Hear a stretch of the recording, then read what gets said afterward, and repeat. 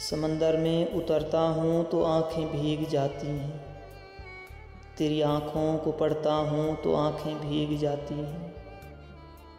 तुम्हारा नाम लिखने की इजाज़त छिन गई जब से, कोई भी लफ्ज़ लिखता हूँ तो आँखें भीग जाती हैं।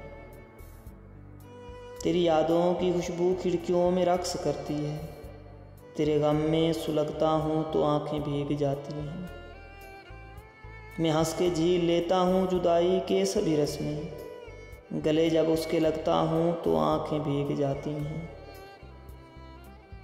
ना जाने हो गया हूँ इस कदर हसास में कब से, किसी से बात करता हूँ तो आँखें भीग जाती हैं। मैं सारा दिन बहुत मसरूफ़ रहता हूँ मगर यूं ही कदम चौखट पे रखता हूँ तो आँखें भीग जाती हैं। हर एक मुफलिस के माथे पर अलम की दास्तानें हैं, कोई चेहरा भी पढ़ता हूँ तो आँखें भीग जाती हैं। बड़े लोगों के ऊंचे बदनुमा और सर्द महलों को गरीब आँखों से तकता हूँ तो आँखें भीग जाती हैं। तेरे कूचे से अब मेरा ताल्लुक़ वाजबी सा है, मगर जब भी गुज़रता हूँ तो आँखें भीग जाती हैं।